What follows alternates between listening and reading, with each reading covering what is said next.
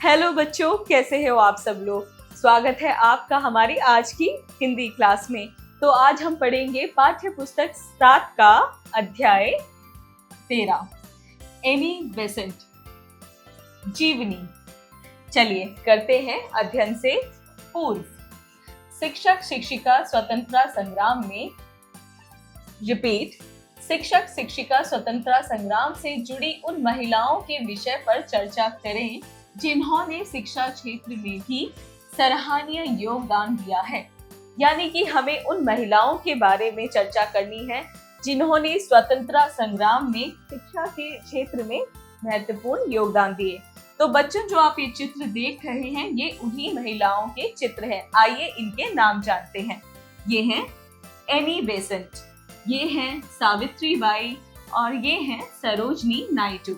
चलिए अब जानते हैं जीवनी का मूल तत्व। एनी बेसेंट का स्वतंत्रता संग्राम में दिए गए योगदान का परिचय बच्चों को प्रदान करना है। यानी कि बच्चों, एनी बेसेंट का स्वतंत्रता संग्राम का अर्थ है कि भारत में जो स्वतंत्रता आजादी के लिए आंदोलन किए गए, लड़ाई लड़ी गई, उसमें एनी बेसेंट का क्या योगदान रहा, इस बारे में हम जानेंगे अपनी जीवनी में। चलिए आगे बढ़ते हैं। भारत का 1857 का प्रथम स्वतंत्रता संग्राम में, जिसे अंग्रेजों ने विद्रोह गदर कहा, इंग्लैंड की पार्लियामेंट में तूफान मचा दिया। अंग्रेज किसी भी दशा में सोने की चिड़िया को हाथ से नहीं निकलने देना चाहते थे। यानी कि बच्चों, जो भारत का पहला स्वतंत्रता संग्राम था वो 1857 में किया गया था, जिसने कि इंग्लैंड की पार्लियामेंट में बहुत बड़ा तूफान मचा दिया था। और इंग्लैंड किसी भी तरीके से हमारी भारत, जिसे कि सोने की चिड़िया भी कहा जाता था, उसे हाथ से नहीं निकलने देना चाहता था। चलिए आगे बढ़ते हैं। उन्हीं दिनों एनी बेसेंट ने एक पुस्तक लिखी, इंडिया अ नेशन, 1915। इसमें उन्होंने बताया कि किस प्रकार एक व्यापारिक कंपनी भारत की स्वामिनी बन बैठी। ये पहला अवसर था जब इंग्लैंड के एक नागरिक ने इतने स्पष्ट और तीखे शब्दों में इंग्लैंड की साम्राज्यवादी नीति का भांडाफोड़ किया था। एनी बेसेंट, जो कि इंग्लैंड की एक महिला थी, उन्होंने एक किताब लिखी, इंडिया अ नेशन, जिसमें कि उन्होंने खुद इंग्लैंड के बारे में ये लिखा कि कैसे एक व्यापारिक कंपनी भारत की स्वामिनी यानी कि मालिक बन बैठी। और ये पहली बार था जब इंग्लैंड के किसी नागरिक ने खुद इंग्लैंड का ही साम्राज्यवादी नीति का भांडाफोड़ किया था। साम्राज्यवादी नीति का अर्थ होता है बच्चों कि जब अमीर लोग गरीब लोगों का शोषण करते हैं और उन पे अपना राज करते हैं और शासन करते हैं। चलिए आगे बढ़ते हैं। एनी बेसेंट ने बताया कि जब भारत की निर्धनता की बात सोचते हैं तो आंखों के सामने झोंकों का दृश्य आता है जिन्होंने भारत का धन चूसा है। अंग्रेजों की भारत विजय की कहानी बहुत घिनौनी है। आपके मन में ये जानने की उत्सुकता हो रही होगी, ये एनी बेसेंट थी कौन।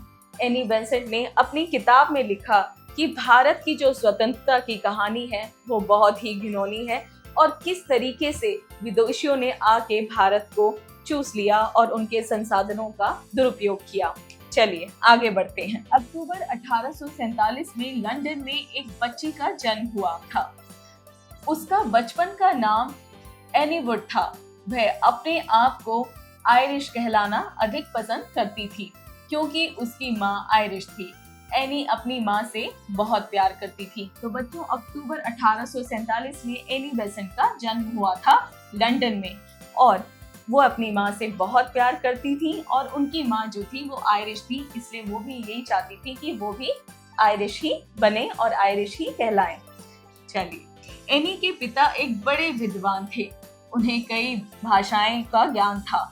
जब एनी केवल 5 वर्ष की थी, पिता की मृत्यु हो गई। एनी की माँ उसे हैरो स्कूल में पढ़ाना चाहती थी। उस स्कूल के प्रिंसिपल की सहायता से ये संभव हुआ। वैसे एनी की शिक्षा नियमित रूप से किसी स्कूल में शुरू नहीं हुई। मिस मैरियट के घर पर ही रहकर उन्हीं के द्वारा एनी की पढ़ाई हो सकी। यानी कि बच्चों, जो एनी है उनके पिताजी का निधन हो चुका था और उनकी माँ उन्हें हेरो स्कूल में पढ़ाना चाहती थी, लेकिन नियमित रूप से जो है एनी की शिक्षा किसी भी स्कूल में शुरू नहीं हो पाई और वो मिस मेरिट के घर पर ही रहकर उनकी पढ़ाई जो है वो पूरी हुई। चलिए आगे बढ़ते हैं। दिसंबर 1867 में एक पादरी फ्रैंक बेसेंट के साथ एनी का विवाह हुआ। पति पत्नी की इच्छाएं और भावनाओं में जमीन आसमान का अंतर था। फिर भी जीवन जैसे तैसे चलता रहा। वे 2 बच्चों की मां भी बनी, परंतु दोनों बच्चे निरंतर बीमार रहने लगे। 1873 ईस्वी में केवल 26 वर्ष की आयु में एनी बेसेंट घर से निकल गईं, परंतु दोनों बच्चे निरंतर बीमार रहने लगे। 1873 ईस्वी में केवल 26 वर्ष की आयु में एनी बेसेंट घर से निकाल दी गई और वो सच्चाई की खोज में आगे बढ़ चली। तो बच्चों 1867 में एक पादरी फ्रैंक बेसेंट के साथ उनका विवाह हो गया। उनके और उनके पति की सोच नहीं मिलती थी। उनकी इच्छाओं में और उनके भावनाओं में जमीन आसमान का फर्क था और साथ ही वो 2 बच्चों की माँ भी बनी और लेकिन उनके बच्चे निरंतर बीमार रहने लगे। फिर सन 1873 में मात्र 26 वर्ष की उम्र में एनी बेसेंट को घर से निकाल दिया गया और वो सच्चाई की खोज में आगे बढ़ चली, यानी कि वे और भी ज्यादा जानना चाहती थी। वो दीन दुनिया देखना चाहती थी, दुनिया को समझना चाहती थी, इसलिए वे अपनी सच्चाई की खोज में बढ़ चली। 1874 ईस्वी में एनी बेसेंट चार्ल्स बोडलेक की एक संस्था नेशनल सेक्युलर सोसाइटी में सम्मिलित हुई। एनी बेसेंट ने पूरे देश में घूम घूम कर धर्म और राजनीति पर भाषण दिए। उन्होंने सन 1887 में मजदूरों के लिए 8 घंटे कार्य दिवस और बेरोजगारी की समस्या पर जमकर संघर्ष किया। तो बच्चों सन 1874 में एनी बेसेंट ने नेशनल सेक्युलर सोसाइटी में भाग लिया, यानी कि उसमें सम्मिलित हुई और साथ ही उन्होंने पूरे देश और विदेश में घूमकर धर्म और राजनीति पर भाषण दिए और उसके बाद उन्होंने मजदूरों के लिए 8 घंटे कार्य दिवस और बेरोजगारी की समस्या पर भी जमकर संघर्ष किया। 1889 का वर्ष उनके जीवन के लिए महत्वपूर्ण साबित हुआ। उनके जीवन ने उस समय नया मोड़ लिया जब उन्हें ऐसा लगा कि उनके भटकते मन को शांति मिल गई है। वे थियोसोफिलिक सोसाइटी की सदस्य बन गईं। तो बच्चों 1889 में एनी बेसेंट थियोसोफिलिक सोसाइटी की सदस्य बनी। इस संस्था की स्थापना 1875 ईस्वी में न्यूयॉर्क में मैडम ब्लाफ्टस्की और आलकोट ने मिलकर की थी। भारत में इसका मुख्यालय 1879 ईस्वी में मुंबई और बाद में अडयार चेन्नई में स्थापित किया गया। इस संस्था के उद्देश्य थे विश्व बंधुत्व की स्थापना, धर्म एवं दर्शन का तुलनात्मक अध्ययन तथा भाषा और विज्ञान के अध्ययन को बढ़ावा देना। यानी कि जिस संस्था की वो सदस्य बनी उस संस्था के ये सारे मुख्य कार्य थे। विश्व बंधुता की स्थापना, धर्म एवं दर्शन की तुलनात्मक अध्ययन और भाषा और विज्ञान के अध्ययन को बढ़ावा देना था। एनी बेसेंट 16 नवंबर 1893 को भारत पहुंची। एनी के लिए भारत एक ऐसी पवित्र भूमि थी जिसका महान धर्म विश्व के सब धर्मों का मूल था। उनकी दृष्टि में भारत भूमि सब संस्कृतियों का केंद्र थी। वह अपने सपनों के भारत अपनी माता मानकर आई थी। वह भारत में जहां भी गई लोगों ने उनका बहुत सम्मान किया, पर भारत की दुर्दशा देखकर एनी हैरान रह गई। तो बच्चों एनी बेसेंट 16 नवंबर 1893 में भारत पहुंची थी और भारत उनकी सपनों की नगरी थी। वह भारत को बहुत पवित्र भूमि और महान मानती थी और उनका मानना था कि भारत का जो धर्म है वो विश्व के सभी धर्मों का मूल है। यानी कि भारत का जो धर्म है दुनिया के सारे धर्मों का आधार है और उनकी दृष्टि में भारत भूमि सब संस्कृतियों का केंद्र था। यानी कि उनकी दृष्टि में भारत की जो संस्कृति थी वो सभी संस्कृतियों का केंद्र थी, सेंटर थी। वो अपने सपनों के भारत को अपनी माँ मानकर आई थी, यानी कि वो भारत को अपनी माँ मानती थी। और लेकिन उन्हें बहुत दुख हुआ जब उन्होंने भारत की दुर्लभ दशा देखी। डॉक्टर भगवंत दास के साथ मिलकर एनी ने वेद, उपनिषद, रामायण और महाभारत का गहन अध्ययन किया। उन्होंने अन्य धर्मों के बारे में भी बहुत पढ़ा और समझा। वे कहती थी, धर्म तो परमात्मा तक पहुंचने का माध्यम है। जैसे नदियां समुद्र में जाकर मिलती हैं, वैसे ही धर्म भी प्रभु की प्राप्ति का मार्ग है। यानी जब वो भारत आई तो उन्होंने उपनिषद, रामायण, महाभारत, इन सारी ही महान काव्यों का जो है अध्ययन किया। और वह ये मानती थी कि धर्म भी प्रभु की प्राप्ति का मार्ग है, यानी कि जो धर्म है वो प्रभु की प्राप्ति का मार्ग है, ठीक वैसे ही जैसे नदियों में समुद्र जाके मिल जाते हैं। शिक्षा के क्षेत्र में एनी बेसेंट ने इंग्लैंड में बहुमूल्य योगदान दिया था। भारत में भी शिक्षा के क्षेत्र में उन्होंने सराहनीय काम किया। उन्होंने ये बात भली प्रकार समझ ली थी कि भारतवासी जब तक पूरी तरह शिक्षित न हो जाएंगे तब तक वे परंतरता की बेड़ियां नहीं तोड़ सकेंगे। बच्चों, एनी बेसेंट ने शिक्षा के क्षेत्र में इंग्लैंड में भी अपना बहुत ही महत्वपूर्ण योगदान दिया था। और जब वे भारत आई तो उन्हें ये भी समझ आया कि भारत के लोग भी तभी गुलामी से आजाद हो पाएंगे जब वे शिक्षित हो पाएंगे। एनी बेसेंट ने प्राचीन भारतीय शिक्षा प्रणाली का अध्ययन किया। प्राचीन भारत में शिक्षा पर राज्य का कोई अंकुश नहीं होता था। विश्वविद्यालय शिक्षा के मंदिर थे। शिक्षक जब किसी भी दरबार में जाते थे तो राजा सिंहासन से उतरकर उनका आदर करते थे। वे कम से कम शुल्क लेकर अधिक से अधिक बच्चों को शिक्षा दिलाना चाहती थी। अपनी नई शिक्षा में वह पूर्व और पश्चिम के अच्छे आदर्शों को मिलाना चाहती थी। उन्होंने 7 जुलाई 1908 में वाराणसी के एक छोटे से घर में अपने सपनों के शिक्षा केंद्र की स्थापना की। इस केंद्र के पहले प्रिंसिपल तथा हैरी बेनबेरी पहले हेडमास्टर बने। भारतीय समाचार पत्रों में इस प्रयास की भरपूर प्रशंसा हुई। 1885 ईस्वी में मुंबई में भारतीय राष्ट्रीय कांग्रेस की स्थापना हो चुकी थी। एनी बेसेंट भी भारत की स्वतंत्रता आंदोलन से जुड़ चुकी थी। यानी कि बच्चों, एनी बेसेंट ने प्राचीन भारतीय शिक्षा प्रणाली का अध्ययन किया। और उस समय जब भी कोई शिक्षक किसी राजा के दरबार में जाते थे तो राजा उतरकर उनका आदर किया करते थे, अपने सिंहासन से उतरकर। वे कम से कम शुल्क में जो है ज्यादा से ज्यादा शिक्षा देना चाहती थी और वो चाहती थी कि पूर्व और पश्चिम के आदर्शों को। उन्होंने 7 जुलाई 1908 में जो है वाराणसी में अपना एक छोटा सा शिक्षा का केंद्र का शुरुआत किया। और 1885 ईस्वी में भारत में भारतीय राष्ट्रीय कांग्रेस की स्थापना हो चुकी थी। और साथ ही एनी बेसेंट भी भारत के स्वतंत्रता आंदोलन से जुड़ चुकी थी। यानी कि एनी बेसेंट भी अब स्वतंत्रता आंदोलन में बढ़ चढ़कर भाग दे रही थी। 1917 ईस्वी में कांग्रेस का अधिवेशन कोलकाता में हुआ। एनी बेसेंट इस सम्मेलन में कांग्रेस अध्यक्ष चुनी गयी। ये किसी भी स्वतंत्रता सेनानी के लिए बहुत बड़ा सम्मान था। इस सम्मेलन में 4000 सदस्य आए थे। एनी बेसेंट उस समय संसार की मानी हुई वक्ता थी।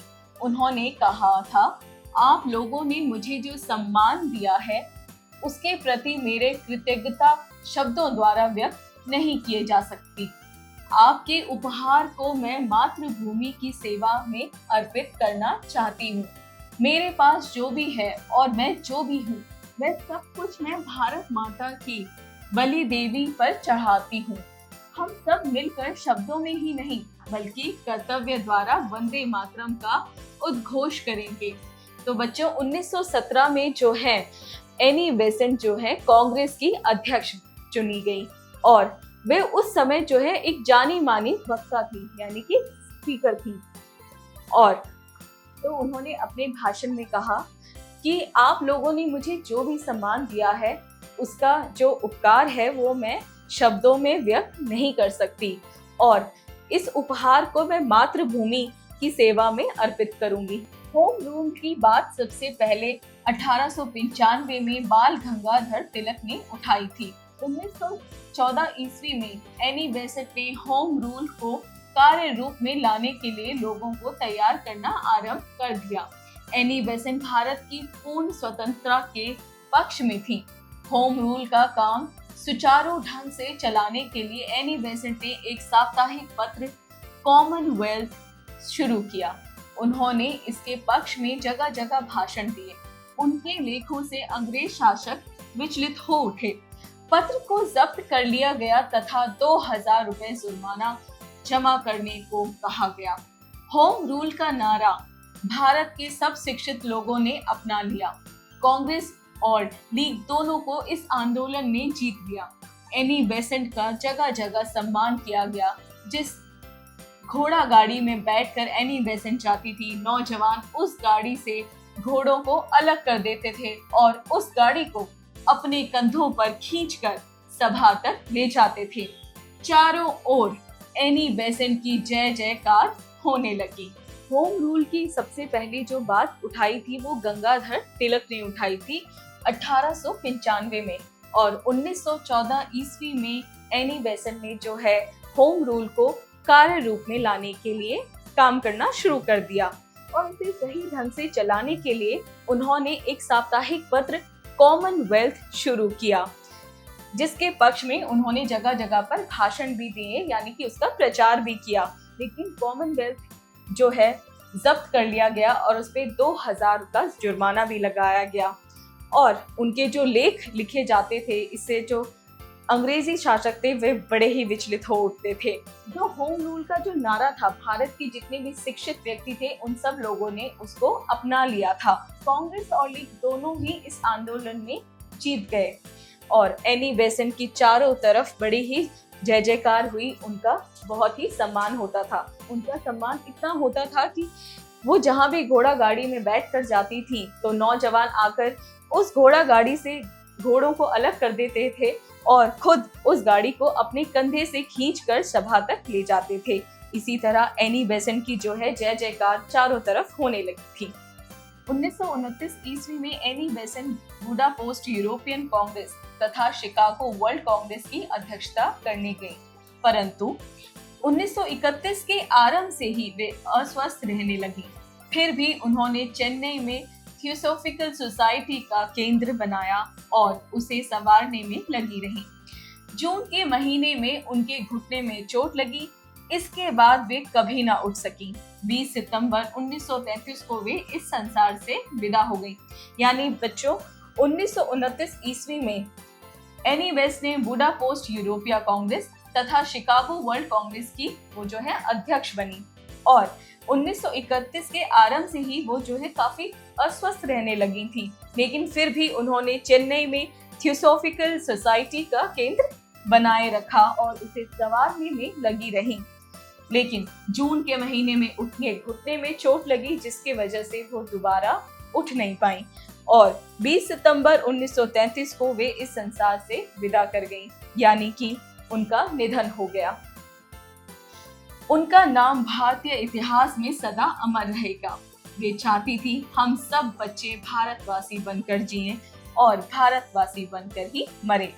ऐसा बनकर ही हम उनकी स्मृति को सदैव बनाए रखने में सफल हो सकेंगे और यही उनके लिए सच्ची श्रद्धांजलि होगी। बच्चों, एनी बेसेंट चाहती थी कि हम सब बच्चे हमेशा भारतवासी बनकर जिएं और भारतवासी बनकर ही मरें और ऐसे ही बनकर, यानी कि भारतवासी ही बनकर हम उनकी यादों को बनाए रख सकते हैं और यही उनके लिए एक सच्ची श्रद्धांजलि होगी। चलिए, अब हमने जो भी कुछ पढ़ा इस जीवनी में उसमें से कुछ शब्दार्थ करते हैं। स्वामिनी यानी मालकिन, परंतृता यानी गुलामी, अर्पित यानी भेंट, स्मृति यानी याद, विश्व बंधुत्व यानी संसार का भाईचारा, निर्धनता गरीबी, विचलित अस्थिर। चलिए बच्चों, अब हम करेंगे उच्चारण करें। अध्ययन, बहुमूल्य, कार्य रूप, श्रद्धांजलि, साम्राज्यवादी, पार्लियामेंट, विश्व बंधुत्व। चलिए अब करेंगे हम अभ्यास कार्य। जरा बताइए स्पीकिंग स्किल्स, यानी कि हमें इन प्रश्नों के उत्तर बोल के देने हैं। प्रश्न 1, दिए गए प्रश्नों के उत्तर बताइए। क, एनी बेसेंट का जन्म कब और कहां हुआ था? तो बच्चों, एनी बेसेंट का जन्म अक्टूबर में 1847 में लंदन में हुआ था। ख, एनी बेसेंट क्या चाहती थी? तो एनी बेसेंट चाहती थी कि हम सारे भारतीय बच्चे भारतीय बन के ही जिए और भारतीय बन के ही मरे। ग, एनी बेसेंट द्वारा रचित पुस्तक का नाम क्या था? एनी बेसेंट द्वारा जो बुक लिखी गई थी उसका नाम था इंडिया अ नेशन। घ, एनी बेसेंट सन 1874 में किस संस्था के साथ जुड़ी? एनी बेसेंट 1874 में नेशनल सेक्युलर सोसाइटी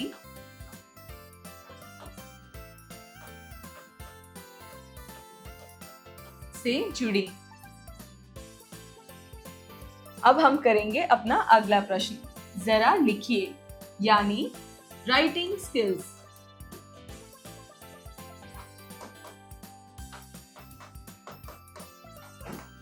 प्रश्न 2, दिए गए प्रश्नों के उत्तर लिखिए।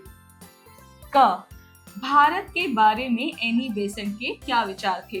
तो बच्चों, भारत के बारे में एनी बेसेंट का मानना था कि भारत एक बहुत ही पवित्र जगह है और भारत का जो धर्म है सभी धर्मों का मूल है और भारत की जो संस्कृति है सभी संस्कृतियों का केंद्र है। हाँ, भारत में धर्म के विषय पर एनी बेसेंट क्या सोचती थी? तो बच्चों, एनी बेसेंट का मानना था कि धर्म जो है वे परमात्मा तक पहुंचने का एक माध्यम है। जिस तरह नदियां समुद्र में जाके मिल जाती हैं, उसी तरह धर्म भी हमें ईश्वर से जोड़ता है, परमात्मा से जोड़ता है। ग, एनी बेसेंट स्वतंत्रता संग्राम से क्यों जुड़ गई थी? तो बच्चों, एनी बेसेंट स्वतंत्रता संग्राम से इसलिए जुड़ी क्योंकि वे पूर्व और पश्चिमी शिक्षा को आपस में मिलाना चाहती थी, उनके आदर्शों को आपस में मिलाना चाहती थी, जिसके लिए उन्होंने एक शिक्षा का केंद्र भी खोला जो कि वाराणसी में स्थित था।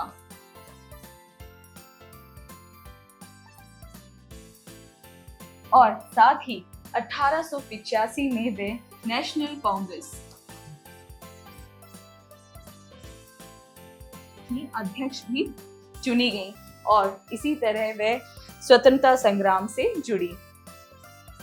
अब करते हैं घ, एनी बेसेंट का वैवाहिक जीवन कैसा था? एनी बेसेंट का वैवाहिक जीवन संतोषजनक नहीं था।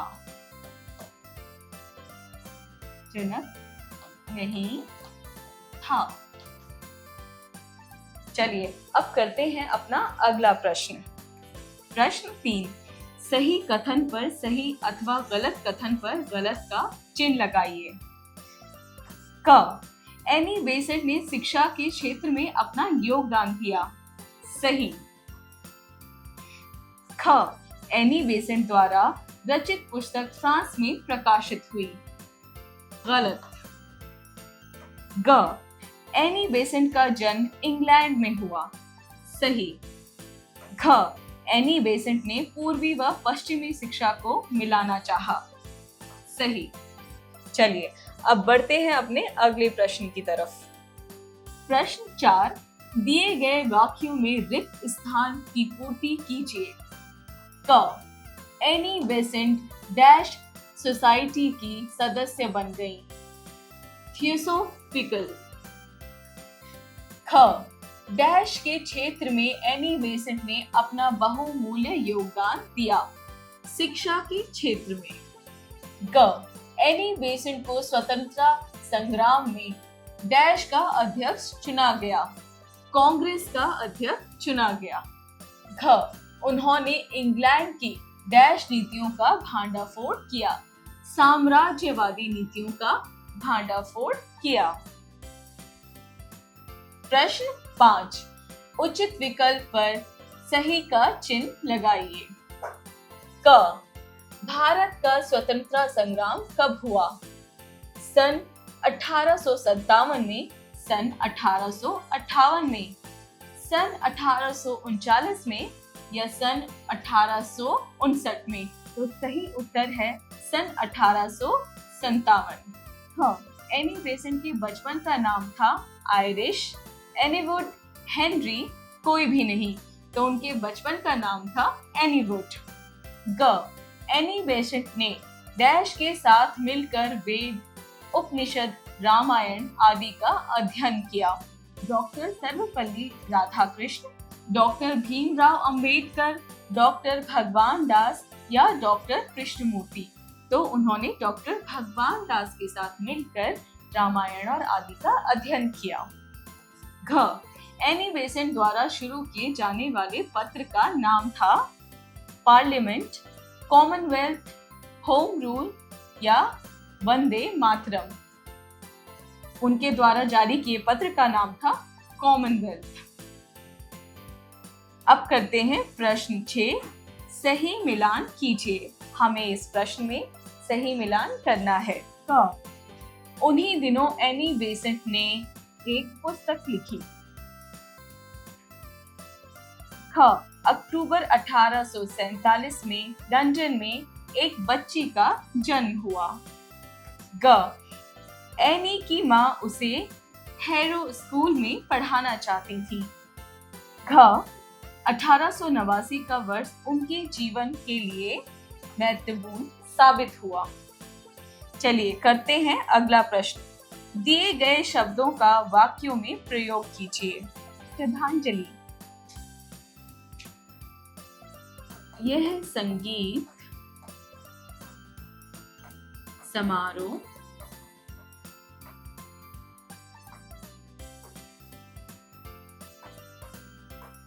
संगीतकारों को श्रद्धांजलि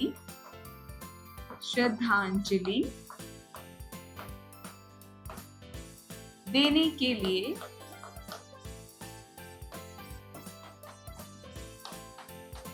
हुआ है।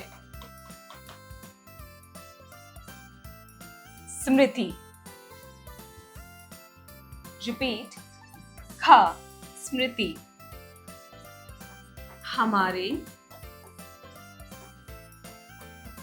बीते हुए कल की घटनाओं की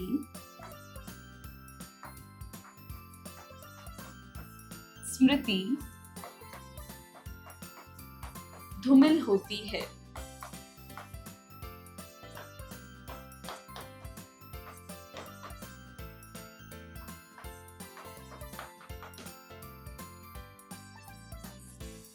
सम्मेलन। स्वतंत्रता संग्राम के समय कई क्रांतिकारियों ने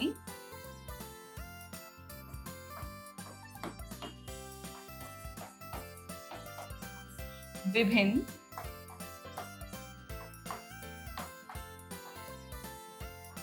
सम्मेलन में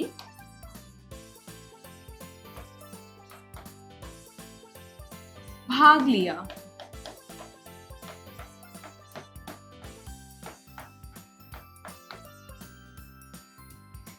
शिक्षित। एनी बेसेंट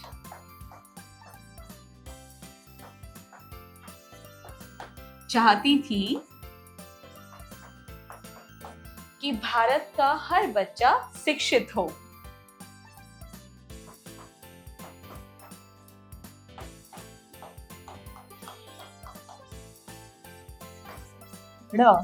आंदोलन। स्वतंत्रता संग्राम के समय भारत में कई आंदोलन किए गए।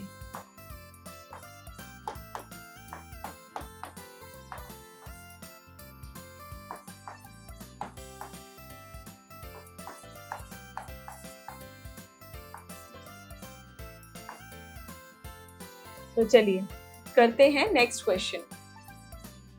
जरा सोचिए, यानी क्रिटिकल थिंकिंग। प्रश्न 8। अंग्रेजों के लिए भारत सोने की चिड़िया क्यों था? अपने शब्दों में अभिव्यक्त करके लिखिए। यानी कि अंग्रेजों के लिए भारत सोने की चिड़िया क्यों था?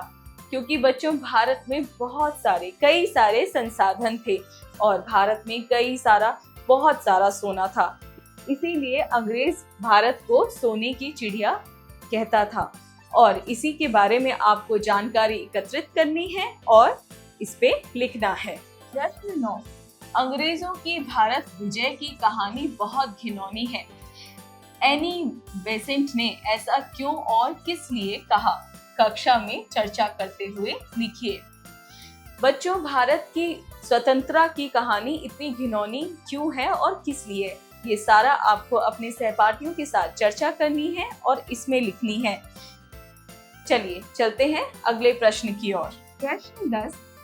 शिक्षित भारत ही परतंत्रता की बेड़ियां तोड़ सकेगा। एनी बेसेंट की इस विचारधारा के पीछे क्या उद्देश्य था? सोचकर कक्षा में संवाद कीजिए।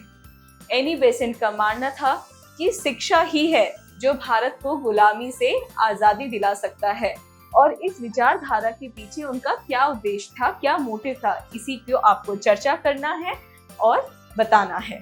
जरा भाषा पर गौर कीजिए, यानी लैंग्वेज स्किल्स। प्रश्न 11। दिए गए उपसर्गों पर सार्थक शब्द बनाइए। यानी कि हमें इन उपसर्गों से कुछ शब्द बनाने हैं। क है अ से हमारा शब्द बनेगा अमर, अनमोल, अनपढ़,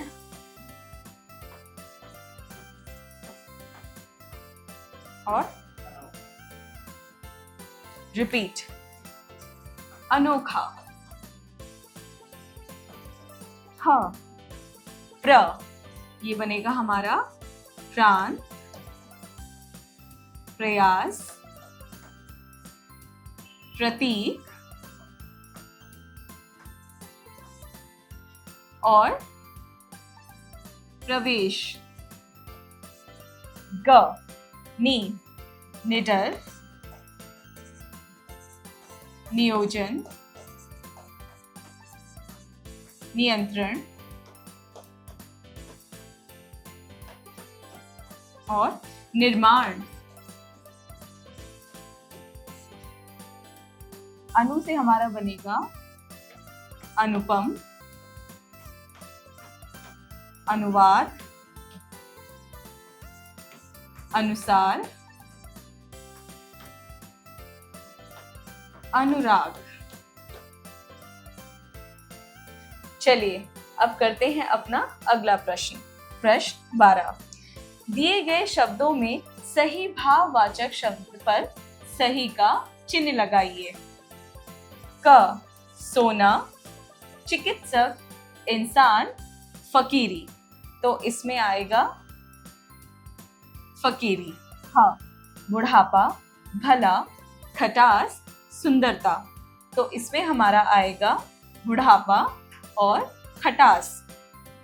ग प्रगतिशील, स्मृति, भक्ति और मातृत्व। तो इसमें हमारा आएगा स्मृति, भक्ति और मातृत्व।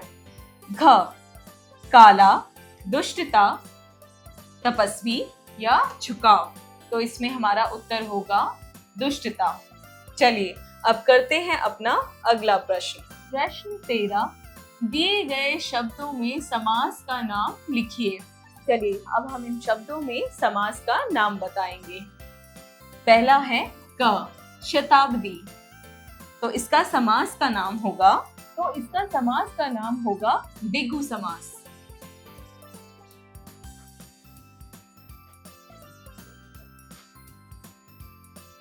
ख है, ये हमारा कहलाएगा तत्पुरुष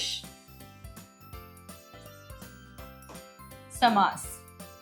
पराधीन हमारा कहलाएगा तत्पुरुष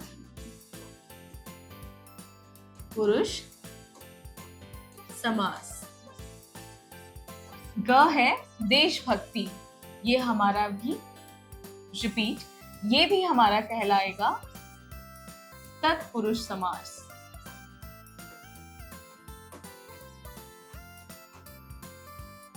घ है हमारा देश विदेश, ये हमारा कहलाएगा द्वंद्व समास। ठीक है, अब चलते हैं अगले प्रश्न की ओर। प्रश्न 14, दिए गए शब्दों के पर्यायवाची शब्द बताइए। क, विद्या, इसका पर्यायवाची होगा शिक्षा, ज्ञान, ज्ञानेश्वरी।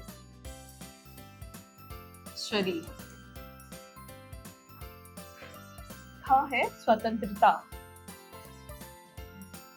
मुक्ति, आजादी और स्वाधीनता। ग है सभ्यता, शिष्टता, शिष्टाचार, शीलवत्ता।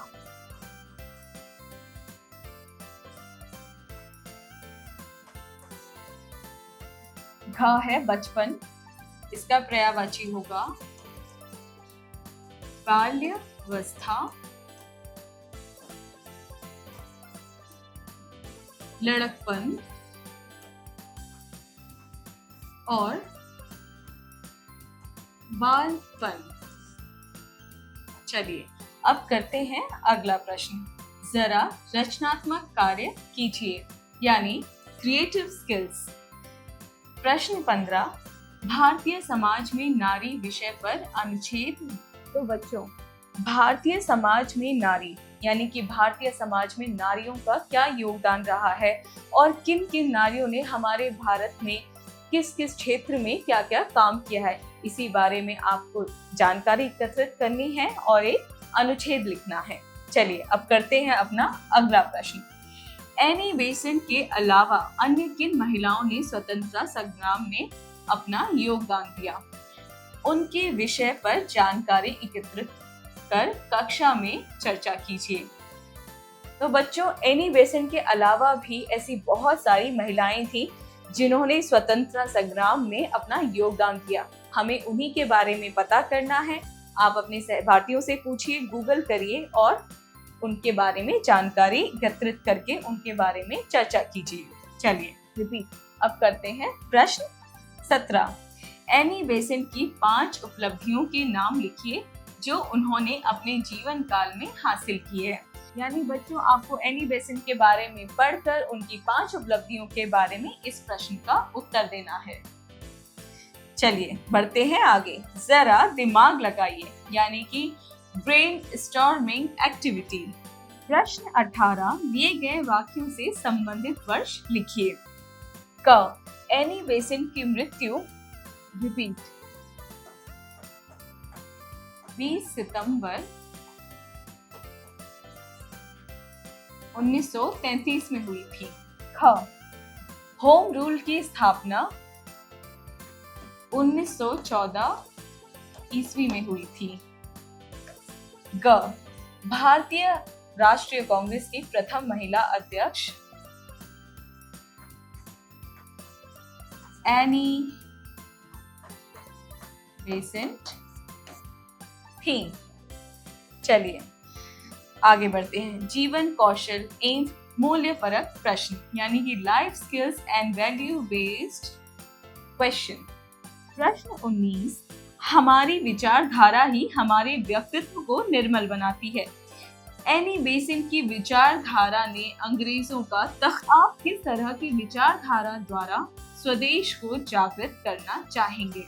यानी कि बच्चों, जैसा हमने एनी बेसेंट की जीवनी के बारे में पढ़ा कि उन्होंने कैसे अपनी अलग विचारधारा से दुनिया में अपनी एक नई पहचान बनाई और अंग्रेजों का तख्ता पलट करके रख दिया। इसी तरह बच्चों, आपको अपनी विचारधारा से ये सोचना है कि आप अपने विचारों से किस तरीके से लोगों को जागरूक कर सकते हो समाज के लिए, समाज सेवा के लिए, और कैसे देश का उद्धार कर सकते हो। तो बच्चों, आज की क्लास में बस इतना ही। अब मिलेंगे हम अगली क्लास में, तब तक के लिए बाय।